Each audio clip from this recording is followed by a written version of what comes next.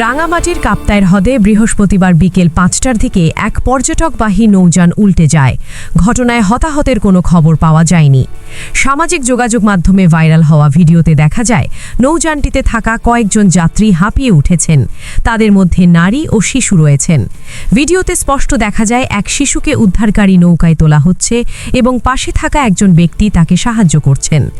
দুর্ঘটনার প্রত্যক্ষদর্শী রূপায়ণ চাকমা জানিয়েছেন, দুর্ঘটনা কবলিত নৌযানটি সুবলং পর্যটন কেন্দ্র থেকে রাঙামাটি শহরের দিকে ফিরছিল। তবে নৌযানের বেশিরভাগ যাত্রী ছাদের ওপর বসেছিলেন এবং কারো কাছে লাইফ জ্যাকেট ছিল না। রূপায়ণ চাকমার ধারণা, নৌযানটি রাঙাবাস ক্যাম্পের কাছে এসে উল্টে যাওয়ার মূল কারণ ছিল চালকের অদক্ষতা। তিনি বলেন, দুর্ঘটনার পরপরই আমরা দুটি স্পিডবোটের মাধ্যমে কয়েকজনকে উদ্ধার করতে সক্ষম হই। পাশাপাশি পাশে থাকা আরও কিছু নৌযানও দ্রুত এগিয়ে আসে।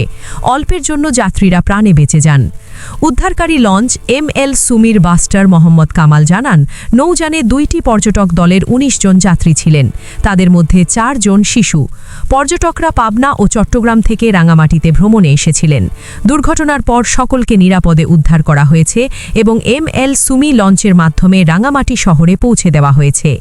রাঙামাটি ট্যুরিস্ট পুলিশের সুপার মোহাম্মদ খায়রুল ইসলাম বলেন, পর্যটকবাহী নৌযান ডুবে যাওয়ার বিষয়টি আমাদের জানা গেছে, তবে সরাসরি ট্যুরিস্ট পুলিশের কোনো টিম সেখানে উপস্থিত ছিল না। এ বিষয়ে তদন্ত ও খোঁজ খবর নেওয়া হচ্ছে। এই ঘটনায় কোনো প্রাণহানি না হলেও বিষয়টি আবারও স্মরণ করিয়ে দিচ্ছে নৌ পরিবহনে নিরাপত্তা ও লাইফ জ্যাকেট পরিধানের গুরুত্ব অপরিসীম। কর্তৃপক্ষ ও পর্যটকদের কাছে সতর্ক থাকার আহ্বান জানানো হয়েছে। আপনি দেখছিলেন NLB নিউজ। সাথে থাকার জন্য ধন্যবাদ। পরবর্তী আপডেট জানতে এখনই সাবস্ক্রাইব করুন আমাদের চ্যানেল। ধন্যবাদ।